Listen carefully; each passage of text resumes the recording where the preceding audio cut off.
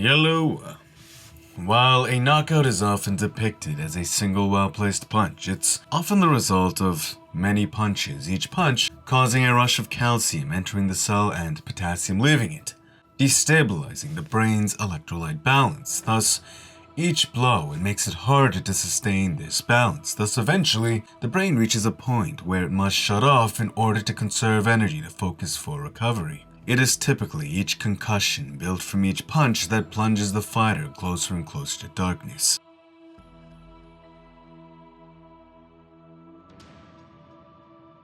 That is what we have here.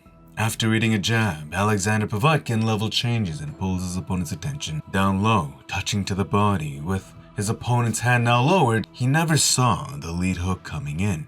It was a long hook, looping, landing with the index knuckle, pretty typical of the Russian style of throwing hooks. Power, range, but at the cost of more telegraph. Pure frustration for eating that shot. You can tell it's written all over his face. The result of making a mistake so basic, his hands did not return to protect his chin after he used his right to set up his lead. This time, he catches on to the head movement. Povetkin realizes his opponent is queuing on to his way of gauging with the backhand to create an opening for the lead. And so the adjustment is quite simple. He does the reverse. This time, ducking in, he touches with his lead, and as his opponent checks the advance, Povetkin rolls with the shot, delivering a devastating overhand over top. Checkmate. He lost sense for where he is. When you get hit on the dome, it's a really weird experience, as often it doesn't really hurt. The brain, it does not have any pain receptors, thus it does not feel pain. Instead, what you receive is this blurry sensation like you've gone over a speed bump and everything is hazy. What we see here, Povetkin's opponent is concussed, but he's still conscious. It's just his brain can't comprehend where it is, or where he is. The shot, paired with the damage he received prior, sent him into a haze where he is unable to comprehend the moment before him. In his haze, hands lowering, he has no choice but to eat the finishing shot. Boom. The lights just go out. Here we have a very flashy fighter, Mark Diakisi. Supposedly during his bout, an oblique kick tore his opponent's, Teemu Packlin's quadriceps. This is excruciating, unlike a shock to the skull. Leg kicks, they are debilitating beyond the fact that it can make your legs stop working properly. It's very painful and contrary to a shot to the dome. A few of these cause you to change your game into a brasher one just like that. Paired with the threat Mark was posing with his kicks, Teemu, he desperately wanted to close the gap to mitigate the beautiful onslaught of kicks Mark was throwing. Thus it makes sense as to why he wanted to finish this fight, when you also acknowledge the damage to the leg. Unfortunately for Teemu, Mark, he likes fighting off his back foot, then countering his opponent's advance. Explosive overhand, right on the button. In this instance, the trauma from the single blow was so devastating that multiple punches were not required to switch this man off. It's interesting though, like a blast from Sub-Zero, Teemu Packlin is frozen mid-air, slowly timbering to the canvas. What caused this? Well, not everyone limbers up when they are struck. Many, they go stiff after the shock because their bodies have intuitively adapted to minimizing damage to the organs and head-on collapse.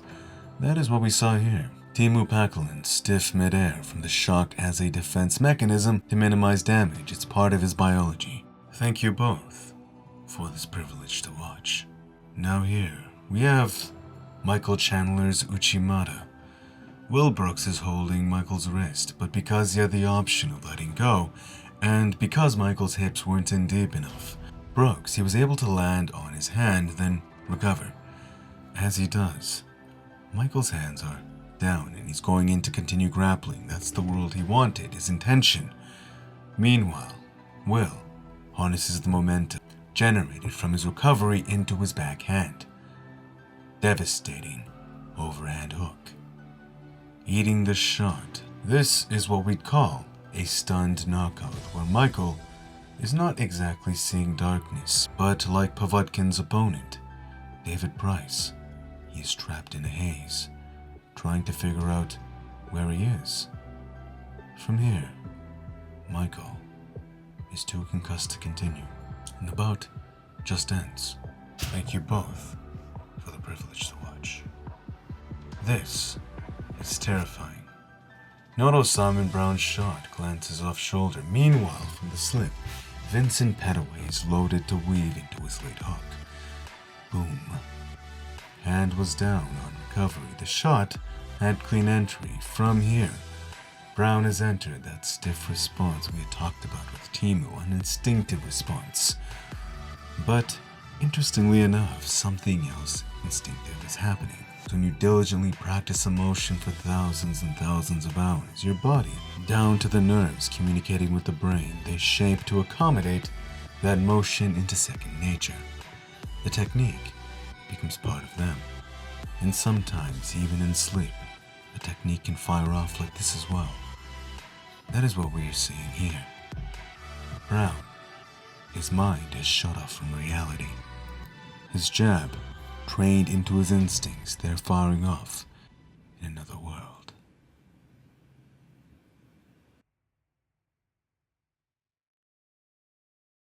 This here was a thing of beauty. I remember Dana White saying after a Josh Koscheck bout that wrestlers have the most successful base discipline in MMA. To my experience and observation, I agree. It seems most of the elite mixed martial artists at the top have this as a base, the skeleton to which they added their jiu-jitsu, Muay Thai, boxing, the ability to pressure with level changes, the ability to close the distance, leave the distance and control where they want the fight to go, the philosophy of wrestling to gain and maintain a superior position innately, Sun Tzu's philosophy of securing a position where you are strong and they're weak, in that sense. The philosophy of choosing where you want the fight to take place, and the base attributes they develop. They appear to transition perfectly into this arena once you add everything else, Muay Thai, Jiu-Jitsu, boxing. Here though, Tay Edwards has a wrestler's base and is using what appears to be more of an Eastern stance. I don't know if it's Hapkido, karate, or some other discipline, but he does train at MMA Lab, which is where the superstar, the unorthodox Sean O'Malley, currently trains. Using that wider stance, one hand up to protect his chin, and the lead, lowered to pull aggression, paw, lull, gauge. His main line of defense, like many Eastern styles, is footwork. Tay, he has a clean ability to move in and out, which is likely emphasized by not only this style, but wrestling, which too has a strong philosophy of moving in on your opponent. Meanwhile, he feints his attention to strike and level changes his wrestling pressure. It's a dangerous game for his opponent, forcing him to guess the angle of attack, making even the simpler ones harder to gauge. This style is incredibly annoying. It's hard to touch unless the opponent is backed against the cage, doesn't have room for footwork, as footwork is the most effective line of defense. Its downsides, though, are what you gain in receiving less damage, you gain in a cardio tax, you gas faster. Also, the lead leg is typically more vulnerable to low kicks and oblique kicks, single legs, as it's further out. Robert Whittaker overcomes this by obtaining his beautiful karate and Hapkido footwork with a boxing stance. This touch here is very Sean O'Malley. It sets up a phantom punch. The subtle touch, it gives Tay a gauge for distance, and by sticking near the range he felt, he maintains a feel for where his opponent is in compensation for the human eye's poor depth of perception.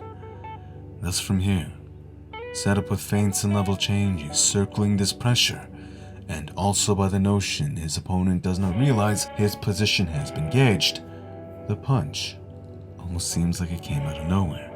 Flush. It happened right before his eyes, but he barely realized what happened up until it was too late. It is a similar premise to magic. The moment your attention is thinking something else. Is it wrestling? Is it a feint? Oh, does he have my position? I can pull this. The assumption in one direction can leave you open in one right in front of you. He awoke as he hit the ground, but he doesn't realize what just happened. Like a freight train. It all happened so fast. Beautiful. This demonstrates the strengths of a wrestling base very subtly. The ability to close distance, level changes, and notably the power of the strike, as powerful punches come from hips, pivot, but also can come from footwork. When you have a wrestler who's good at closing the gap, closing that distance, it generates momentum. The faster you close it, the more momentum you generate. In this instance, it was transferred to his fascia, elastic recoil, exploding off that potential energy with a devastating overhand. Signature of many wrestling bases, as it may feign shoot intention with the head low. The overhand is probably one of the strongest techniques in the book for the wrestler. It may seem simple and effortless, but it is contrived from many years of hard work. The man's physique and the way he moves is a physical manifestation of this proof. To that end, thank you all, in these 5 segments, for the privilege to watch. I hope you enjoyed these 5 instances. I have an Instagram. I'll leave a link in the description below. I'd appreciate it if you'd take some time to go and follow it. If you'd like more from me, please subscribe and hit the notifications. Thank you if you did. Smash the like button if you enjoyed. It's good karma. And until next time, peace.